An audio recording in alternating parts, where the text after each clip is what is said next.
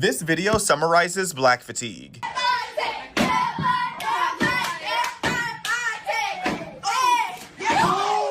So this Twitter user says how this video was innocent and funny back in 2013 to 15 when it first went viral, but now it's being used for racism. I almost agreed with her, but if anything, it shows how long white people have been silently putting up with ghetto behavior. This loud, inconsiderate, invasive, and audacious behavior was relatively new in the early 2010s. I'm Gen Z, so I wasn't really there for the 90s, but I know it wasn't that bad in the 2000s. It has gotten progressively worse with the age of social media encouraging black youth to just be absolute degenerates. Unapologetically, mind you. I'm not saying that white people don't do annoying things, because I really can't stand when white people refuse to clean their chicken before cooking, but if I describe to you the situation that happened in this video, you would not guess anyone else was dancing on those desks besides black people. And for non-black people, I'd assume this behavior is especially exhausting to be around.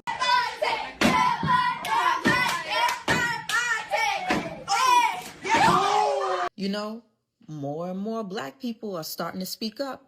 They're starting to speak up on the community. And I don't blame us, because we tired.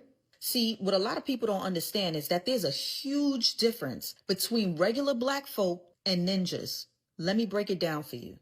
Ninjas want to stay in their horrible environments. They have no self-respect and no self-control.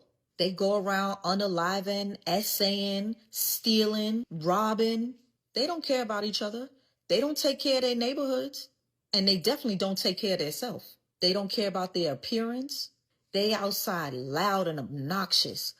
Bonnets and mink lashes, extremely long fingernails, sagging pants, smelling like an overwhelming odor of marijuana. And of course they the victim. They still complaining about something that happened 400 years ago, way before their time, way before their parents' time, way before their great-grandparents' time, way before their great-great-great-grandparents' time. Need I go on? And then we got regular black folk. We take pride in our community. We are hardworking, ambitious individuals who definitely want to be segregated from all that nonsense. Our demeanor and our appearance speak volume. We understand that there's a time and a place for our behavior. And most of all, we respect one another. We are not victims. We are the ones without our black card. So yes, black fatigue is really real. Black fatigue is definitely a real thing, and it is so much deeper than just dysfunction. People are tired of being blamed for the dysfunction that is coming out of the black community, and they're tired of the cult-like behavior. And people are tired of going out into the world to pay their money for different things for it to be ruined by some ratchet, ghetto, disgusting behavior. And quite frankly, I don't think that people care that it's a certain subsection of the community. I think that they just want it under control. People are no longer tiptoeing around the truth. They don't care if you call them racist or anti-black or whatever it is. People are tired. We completely made being black an identity that we worship like it's a god. It's like we're so obsessed with the black identity, there's no such thing as right and wrong no more.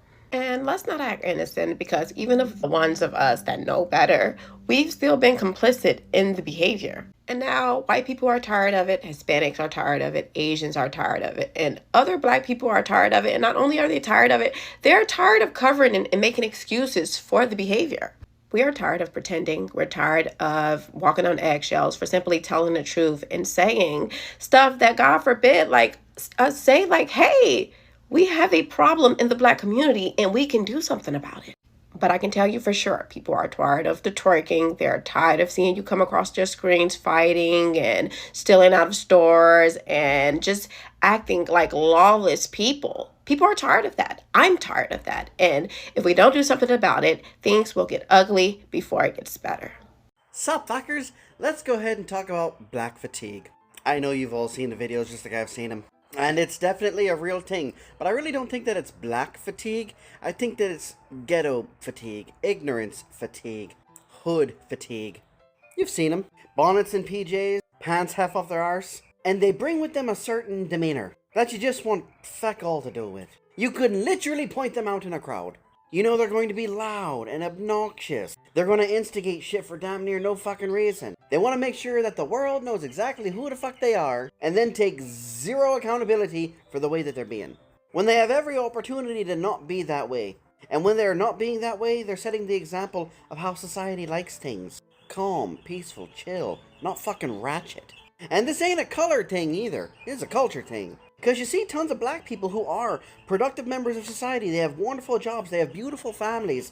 They're doing everything being peaceful with everyone else. And unfortunately, they don't get as much attention as the ratchet motherfuckers. And a lot of them keep asking the question, why the fuck are you people like this? Look what you're doing to our race, to our demographic. Why can't you be like us who chose to be better? And God, they get shit for it and called names and fucking attacked for what? For what? They get called names like fucking Uncle Toms and sellouts and all this other shit. Because they're just simply making the choice to be productive in society and peaceful with other people of different races. What is so fucking bad about that? You're turning your back on your people. Ah, the same people who shot at me. Steal everything that I work hard for and buy. Harass and assault my family members. Because if you're talking about those who infringe on my peace and my safety, yes, I absolutely turn my back on them. And white people also went through it too. We have white fatigue. But it's more so like, just trash fatigue. White people call out trashy ass white people all the time. And we want nothing to do with them. We build communities away from them. We point them out for their wrongdoings and societal arrested development all the fucking time. But ultimately, just like with black fatigue and white fatigue, it's the choice of the person bringing the fatigue to change and be better, to which they are consciously not wanting to do. And people get fucking tired of it. Why do you think different communities pop up? Because people get tired of shit. And it just simply makes you wonder, when will it clue in that change needs to happen for the better? Like those who live in the trashy life, or the ratchet life, or the ghetto life, or the hood life, like when does it click to have better? Do you just like sitting in envy all the time because of the people who made the conscious choice to be better? Are you jealous because you don't have the fucking work ethic to do it? Everyone has the opportunity to better themselves. But not everyone will make the choice to better themselves. Because it takes work. It takes patience. And some people were promised some fucking golden platter with zero work. Need to get rid of that fucking idea. Sooner you do, the better. So when are you going to stand up for your own communities to be better? Because literally, your own people are waiting. So yeah, anyways. Toodles. It's not racist to call black people out for their behavior and what they're doing to society at this moment. I'm glad people are noticing this because it's been so many years and it's finally catching up to y'all. I've been trying to tell y'all that white people are tired of y'all. I'm tired of y'all too, but everybody, the world is getting sick of y'all and y'all's bullshit. I'm so glad this day is here. I've been trying to get out there that you people need help. Not just me, but me and other black conservatives. We've been trying to warn society that this is what it's going to come to when y'all keep coddling black people. They're going to see themselves as higher ups. They're going to see themselves as untouchable because the world wants to not be racist towards them. You can around and find out when I get off. Find out, okay. You shut up. Come and make me shut up. All y'all white mother come and make me shut up. All y'all white mother. Yeah, because y'all talking because he's a white mother. I'm talking about a dog. If I don't want a dog to touch me, I don't have to let a dog touch me. If I don't want the dog to touch me. And ma'am, you want to record too? I can record you too, ma'am. You like recording? I can record you too. You should record yourself yelling. You like to record? I can record too. You want to record? Who the f is y'all? I pay my MTA thing. I don't want no dog on me. I don't have to have a dog on me. You want to record? Huh? Miss Vanilla, you want to record? Come. Yeah, I said it. What the f you want to do? This is the reason why people are saying that black women are angry all the time, and even the ones that aren't angry get a bad rap because this type of interaction happens on a train. Now, you already know that if some people are recording you or it turns into an extended confrontation, that you are going to end up on the internet and it's probably going to go viral like it is now. And now you act in the ass. Now, let me extend her some grace, right? Because I don't want somebody's pet or dog on me also. I don't. I'm not interested in touching your dog. I don't want to pet your dog. I hate when people let their dog come up to other people. You don't know whether or not that person liked the dog or whatever. And so, you know what I'm saying? It's justified if you reasonably have a conversation with somebody and say, hey, you got to control your dog. I don't really want your dog on me. I just got my hair done or something like that. And I'm not really trying to be in this space at all. But when it turns into a situation where you start to yell and scream and go back and forth with people. And I'm assuming that this might be something that's a little bit more normal on a train or a New York subway or whatever like that, because you know what you're getting when you take public transportation. You know what you're getting when you jump on a subway in New York City. You know what I'm saying? Is it justified for somebody's pet to be touching you, which I'm assuming that's what that little black thing that's right there in the middle? Absolutely not. But life is 10% of what happens to you, 90% of how you react to it. And when you start calling people white mother effers and what you gonna do vanilla and all of that stuff, you got to start asking yourself the question: if the shoe was on the other foot, meaning that it was a white person that was saying that to a black person, how quickly would people be trying to figure out who that person is, where they live, what job they do, and then be sending in the footage to their employer trying to get them fired? Black fatigue, or ghetto fatigue, is a real thing, and no one's staying silent about it any longer. No nationality wants to be involved or bothered by this loud, obnoxious group of people. No one, not even hard-working black Americans. I mean, I'm telling no lies here. Everywhere that group of people go, chaos follows. And no matter where you go, they're there. You can't go on a cruise ship because they done ghettoed it out. Have you seen the Carnival cruise ships? It looks like a fucking barbecue. And if you haven't noticed, it's always the same group of people.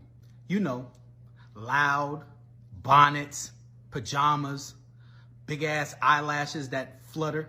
You know, the EBT crowd. I mean, it's gotten so bad that you won't catch me at a Juicy Crab or a Cheesecake Factory or even a McDonald's for that matter. Let me show y'all what I just came across on Instagram Reels. I swear, black fatigue is a real fucking thing, and this is why a lot of us can't go no damn where. You clearly saw me in line. Not somewhere. Everybody get rigged up. Like I said, it's not even worth it, man.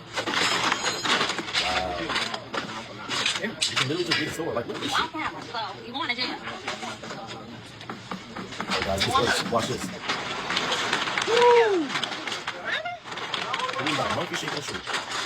Wow, that's crazy. Wow. Oh my God. What the fuck, bro? Why the grown man didn't just grab her ass Oh my and get her out of God. there? Is the police on the way?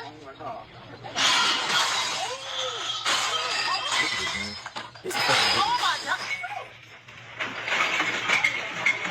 destroying the whole shit. Oh my God. Oh my God. Dog. Calm down. Nope, once monkey's mad, he can't calm down. And then the black community want to get so defensive when motherfuckers call them out for the bullshit that they do. It's shit like this that makes the rest of us look bad. It's shit like this that make other races not want to be around our ass. Now, obviously, yes, it's not all of us cool, I get it. But it is enough of us that act like this with this animalistic ass behavior. It makes other people not want to be around us. We're the main ones that are loud, obnoxious, and fucking violent when we get upset. Like, there could be a simple ass solution, but no, crashing out is always the way, like, to resolve an issue, apparently. Black culture is completely embarrassing. And Black women are especially embarrassing because they are the creators and the defenders of the dysfunction. They glorify and protect the degeneracy because it is coming from them and their children. We've literally went from the backbone of the household to the face of delusion. And the fact that you have all these high standards for the purses you wear, the wigs that you put on your head, the shoes that you wear, the men that you date, but have zero standards for how you raise your children, how you carry yourself, and don't care about your community is also disgusting. And to be clear, I'm not ashamed of being Black. I'm ashamed of what Black culture have become. Because what we're celebrating isn't Black culture. It is actually clown culture. Which is why we're the entertainers for everyone in this country. And y'all want to be mad at white people so bad, but you should be mad at yourself and whoever raised you. Moral of the story, if you want to be successful in this country, do the exact opposite of what the Black community does. I'm gonna be real, man. The only times I've been robbed, I've gotten my car broken into, and the only times I've been scammed it's all been by Black folks. And I'm not against anybody. I don't hate no race or nothing. But I thought we were minorities, man. Like, why are we doing this to each other, man? We're fighting the same battle, aren't we? Like, it just doesn't make sense, man. And I'm just keeping it a buck, man. We got to keep ourselves accountable because sliding it under the rug ain't working. We got to better our communities for our sons and our daughters, man. I'm going to say it. I am going to say it. I refuse to live around ghetto Black folks. Conservative black people, hippie black people, rich black people, sure. And before you come at me like, she's racist, she hates her own race. Black fatigue is when I can hear you 10 miles away in Walmart with your 5 fucking kids. Black fatigue is when you have no home training and you have no idea how to act in public. And a lot of it is culture. I've been in the hood, I've been in the fucking schools and the projects where I was the only white girl there. When the weakest group of females in existence proudly expose themselves but aren't smart enough to realize it, because imagine ending up living in the projects next to the very people that you look down on, even though you benefit more than anyone else from DEI, food stamps, and affirmative action. You have an entire system designed and rigged specifically to support your severe mediocrity and admit that you still failed. That's embarrassing. When majority of y'all know someone who has been unalived by another black person, way more than any instance of a black person being unjustifiably unalived by the police, that's black fatigue, as well as donating to Carmelo Anthony and Rodney Hinton Jr. When you aren't able to hold your own community accountable, that's a problem. If we're being completely honest, the single solitary thing they spectacularly excel at is breeding the males who dominate every most wanted list in America. Rapists, mass shooters, PDF files, and being the very obedient doormats for these monsters they breed. God bless America. Meanwhile, black women are outpacing the superior males academically and entrepreneurially and doing it with fewer resources and none of the privilege. And I can 100% guarantee you that it's culture. Can you define anything about your culture outside of the extensive history of violence, control, and theft? I'll wait. I'd like to give some honorable mention of your consistent achievements, which include weaponizing your tears to end people's lives and bullying 5-year-olds and calling it patriotism. So accomplished. Black fatigue is real. I think society as a whole is there. We are just so unbelievably fed up with the ghetto ratchet behavior. Black fatigue. It's all over my FYP page. Thank you. I am so happy that this is being brought up. And oh, by the way, for us white people who've been around the block a long time, this isn't new to us. We've been dealing with this for over 40. I'm gonna help y'all get some rest because you just so damn tired. Here we go. The term was created by us for us. What if, to solve y'all fatigue with black people, we just left? We just went back to Africa. Oh wait, we tried that in the early 1900s when Marcus Garvey launched the Back to Africa movement, when he literally signed a deal with Liberia. But guess who shut it down? The US government wouldn't even let the ships leave. What if we built our own towns away from white folks so we can't even be in proximity to fatigue, y'all? Darn, we tried that too in the form of freedmen's towns in states like Oklahoma, Black Wall Street being one of them, which was thriving, and we had our own businesses, banks, hospitals, schools, and what happened? The Tulsa Race Massacre. White mobs burned it all to the ground. Government planes dropped firebombs. People were slaughtered. So no, we weren't left alone. But what if we just live in our own neighborhoods away from y'all? Oh wait, then y'all want to move in, raise the rent, rename everything, and call it up and coming. It's giving gentrification, not boundaries. So I guess the real question is, if y'all are so fatigued by black people, then why are y'all always trying to follow us? Why are y'all always trying to control us, surveil us, regulate our tone, our volume, our hair, our joy? It's because y'all really don't want us gone. Y'all want us contained inside whatever version of respectability you've created in your imagination. And it's not giving fatigued. It's giving obsessed. This all finally brings me to an academic field called whiteness studies. Look it up.